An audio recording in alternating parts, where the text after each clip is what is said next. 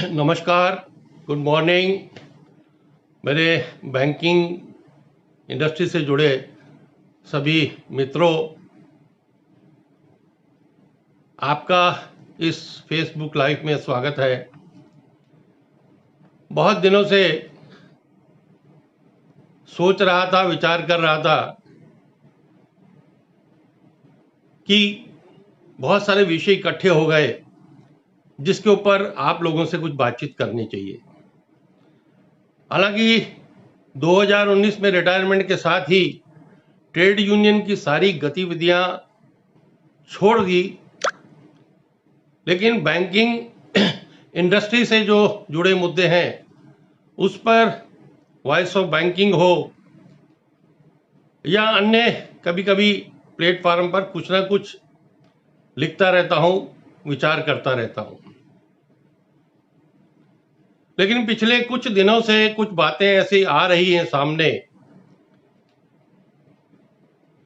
जिसका कि नई युवा पीढ़ी जो कि आज बैंकिंग को पूरा चला रही है, उनको जानने और समझने की जरूरत बहुत है, ताकि वो कुछ लोगों के बहकावे में ना आकर अपने ठीक रास्ते पर आगे बढ़ते जाए।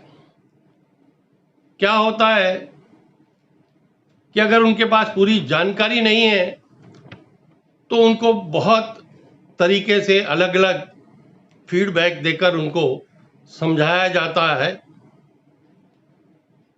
उसमें से ही एक सबसे जो लेटेस्ट मुद्दा आया जिस पे मुझे लगा कि मुझे कुछ बोलना चाहिए और बाकी विषयों पर भी मैं आपसे बात करूंगा। अभी कुछ दिनों से देख रहा हूं कि एक यूनियन जो कि अपने आप को मेजॉरिटी यूनियन कहती है, ठीक है, वो बैंकिंग इंडस्ट्री में मेजॉरिटी यूनियन भी है, वो स्टाफ स्ट्रेंथ को लेकर एक चला रही है। और वो भी मैंने देखा कि वो सोशल मीडिया पर एक आंदोलन चला रही है। जो ट्रेड यूनियन सड़कों पर उतर की जाती है, आंदोलन किया जाता है, उसको सोशल मीडिया पर, यानी उनका मकसद कोई उस मुद्दे को सॉल्व करना नहीं है। उनका मकसद सिर्फ लोगों का ध्यान जो है भटकाना है। अगर हम स्टाफ की बात कहें तो निश्चित रूप में बैंकिंग इंडस्ट्री आज बहुत दबाव में है क्योंकि उसके पास स्टाफ की कमी है। लेकिन उसके लिए जिम्मेवार कौन है ये आप लोगों को पता होना चाहिए। 83 में कंप्यूटर के लिए समझौता किया गया AIBA और NCB के द्वारा। बैंकों में कंप्यूटर आए, लेकिन कंप्यूटर आने के पीछे अंधाधुंध कंप्यूटराइजेशन के कारण आज ये स्थिति बनी है। NOW और BAFI ने उस समय उसका विरोध किया और उस विरोध के कारण 14 साल बाई पार्ट सेटलमेंट, 3 सेटलमेंट से वो बाहर रहे। हमारा ये कहना था कि कंप्यूटर हो लेकिन कंप्यूटर के साथ विकास हो, लेकिन विकास के साथ अगर रिक्रूटमेंट बंद हो जाएगी तो क्या होगा। और वही हुआ। जैसे जैसे कंप्यूटर बढ़ते गए, बैंकों में काम तो तेजी से बढ़ा, बिजनेस बढ़ा, लेकिन स्टाफ की रिक्रूटमेंट बंद हो गई, स्टाफ की रिक्रूटमेंट खत्म हो गई। आज जब पुरानी जनरेशन लगभग रिटायर हो चुकी है तो बैंकों में पिछले कुछ समय से नई रिक्रूटमेंट भर्ती हो रही है, लेकिन फिर भी बहुत कम है। एक समय था एक ऑफिसर के साथ 3 क्लर्क रहते थे, आज एक क्लर्क के ऊपर 3 ऑफिसर रहते हैं। यह स्थिति कोई अच्छी नहीं है। मेरे ऑफिसर मित्रों से मेरी कोई या किसी यूनियन से मेरी कोई लगाव या उसके प्रति द्वेष नहीं है। मैं तो जनरल एक बैंकिंग की बात कर रहा हूं। लेकिन इस सब स्थिति के लिए आज सभी यूनियन जिम्मेवार है। कोई अपने आप को बचाव नहीं कर सकता। इस स्टाफ की कमी के कारण आए दिन बैंकों में, ब्रांचों में झगड़े होते हैं, कस्टमर के साथ मारपीट होती है और कस्टमर बैंक कर्मचारी के साथ पिटाई करता है और बाद में कंप्लेंट भी करता है और बैंक उसके अगेंस्ट, स्टाफ के अगेंस्ट एक्शन लेता है। यह स्थिति कोई अच्छी नहीं है। स्टाफ के बाद भी जो टारगेट बैंकिंग की एक नई प्रणाली बैंकों में चल रही है, सरकारी बैंक जो है वो निजी बैंकों की कॉपी करने में लगे हैं, लेकिन वो कॉपी करने में ना वो सरकारी बैंक रह पाएंगे और ना निजी बैंक बन पाएंगे। निजी बैंकों का अपना एक काम करने का तरीका है, अपने एक कस्टमर बेस है, जबकि सरकारी बैंकों को बहुत सी सरकार की योजनाओं को भी लागू करना पड़ता। उसके लिए अलग अलग तरह के टारगेट देकर बैंकों को, बैंक कर्मचारियों के ऊपर दबाव बनाना, ये कोई अच्छी बात नहीं है। आज जो भी उच्च स्तरों पर अधिकारी हैं, ईडी हैं, सीएमडीज हैं, उनको देखना चाहिए कि ये जो माहौल है बैंकों में, हम वो क्या बना रहे हैं। मानव संसाधन आज कहाँ है? सिर्फ मानव संसाधन के नाम पर बैंकों में एक डिपार्टमेंट है, लेकिन कर्मचारी, अधिकारी कोई भी हो आज इतने दबाव में है कि वो वीआरएस लेने के लिए तैयार है। आप देखिए अगले 1 महीने में हजारों बैंक कर्मचारी, अधिकारी इस बैंकों को छोड़कर चले जाएंगे। क्या बैंक मैनेजमेंट यही चाहती है कि कर्मचारी, अधिकारी बैंकों को छोड़कर चले जाएं? सरकार को इस तरफ ध्यान देना ही होगा। आए दिन इस दबाव के कारण कर्मचारी, अधिकारी सुसाइड करते हैं। मैं पूछता हूं कि मैनेजमेंट तो मैनेजमेंट है, लेकिन यूनियन भी कहां है? यूनियन अपने ही सदस्य के परिवार को धमकाने में लग जाते हैं कि आप कोई उल्टा सीधा बयान मत देना। यानी क्या समय आ गया जहां यूनियन को, एसोसिएशन को मैनेजमेंट के साथ मिलके काम करने के साथ साथ अपने अधिकारों को, अपने विषयों के लिए लड़ाई करने की जरूरत है। वो हम यूनियन मैनेजमेंट के साथ मिलकर ये खेल खेल रही, बहुत दुर्भाग्यपूर्ण है। मेजॉरिटी यूनियन की बात कर रहा था, आज उसके लिए वो जिम्मेवार है। और बहुत सारे इशू हैं जिसके लिए वो जिम्मेवार है, लेकिन वो उन विषयों को लागू नहीं करवाते और वो चाहते भी नहीं। उसमें से सबसे एक जो बैंक कर्मचारी, अधिकारी आज बैंक में है, उनका एक प्रिय विषय है 5 डे बैंकिंग। मैं आपको बताना चाहता हूं कि 2007 में जब मैं एनओडब्ल्यू का जनरल सेक्रेटरी बना तो हमने अपनी पहली वर्किंग कमेटी चेन्नई में 5 डे बैंकिंग का रेजोल्यूशन पास किया। तब तक बैंकिंग में 5 डेज बैंकिंग का कोई सोच नहीं थी। उसके बाद वो समझौता हो गया, लेकिन रेजिडुअल इश्यूज के समय आईबॉक भी उसके लिए तैयार हो गया, आईबॉक भी चाहता था, और फाइनली वो कंसेंसस बना। उसके लिए हड़ताल भी हुई और सरकार मान गई कि 5 डे बैंकिंग आपको सेटलमेंट के समय दे दिया जाएगा। लेकिन हमारे वो मित्र जो कि अपने आप को सो कॉल्ड इस इंडस्ट्री का सर्वा समझते हैं, उन्होंने सिर्फ इस मुद्दे को, क्योंकि ये उनका मुद्दा नहीं था, एनओडब्ल्यू का मुद्दा था, महिलाओं को लेट बैठना पड़ेगा, इसलिए 5 डेज बैंकिंग नहीं होने दिया। आज भी ये 5 डे बैंकिंग में अगर कोई बहुत बड़ी अड़चन है तो वो मेजॉरिटी यूनियन है, क्योंकि उनका विषय होना चाहिए, नहीं तो इंडस्ट्री में कुछ नहीं होगा। एक बहुत ही गंभीर मुद्दा है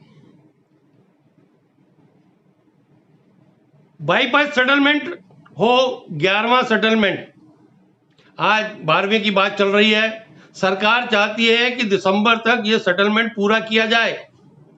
11वें सेटलमेंट के समय भी सरकार ने 2 साल पहले आईबीए को बताकर कि यूनियन से बात चालू करो और ये समझौता जो है समय पर दिया जाए। लेकिन हमारे वामपंथी मित्रों को ये कभी नहीं सुझाता कि कोई भी चीज आसानी से मिल जाए। अगर आसानी से मिलेगी तो वो मैनेजमेंट को और सरकार को गाली कैसे देंगे? आज भी वो उस लिबरल गेम में शामिल होकर सरकार को बदनाम करने, ये सेटलमेंट को हमेशा पिछला सेटलमेंट 3 साल के बाद हुआ।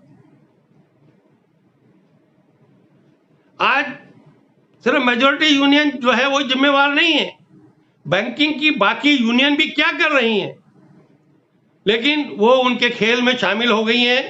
कारण क्या है कि यूनाइटेड फोरम बनने के कारण से आज जो मेजोरिटी यूनियन चाहती है वैसा ही सर्कुलर निकलता है, सब उसको कॉपी करते हैं, कोई अपना विचार अलग से रखने की सोचता नहीं है।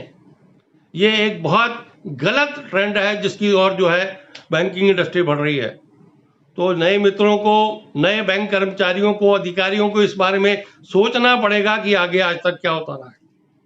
कुछ दिन पहले मैंने एक और आर्टिकल लिखा था, एकला चलो नीति क्या बैंकिंग के लिए घातक होगी। यानी एक आदमी बैंक में आता है और वो उस बैंक को जिस रास्ते पर चल रहा है उसको छोड़कर नए रास्ते पर चलना शुरू करता है।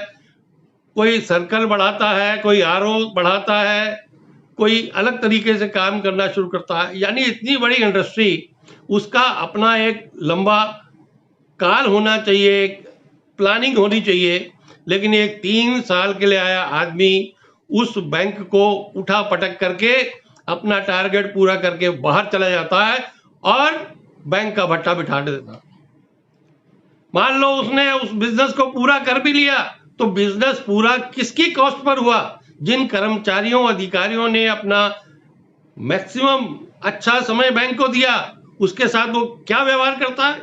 जब ट्रांसफर का समय आता है तो उठाकर नॉर्थ से साउथ, साउथ से नॉर्थ, उल्टी दिशा में ट्रांसफर, बैंक का पैसा डुबोने में। यानी क्या उससे क्या बैंक बने?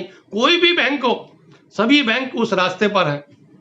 लेकिन क्या आज समय नहीं है कि सभी यूनियंस को, एसोसिएशन को मिलकर इस ओर सोचने की जरूरत है?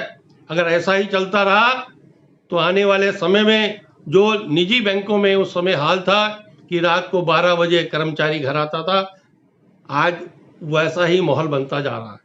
इसलिए बहुत सारे हमारे मित्र बैंकों को छोड़ने के कारण चलते जा रहे हैं।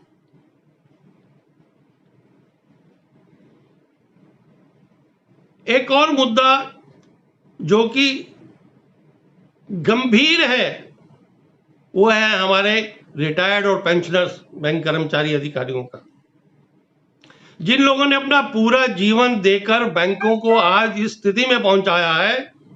उनके साथ मेजॉरिटी यूनियन हो, मैनेजमेंट हो, क्या खेल खेल रही है।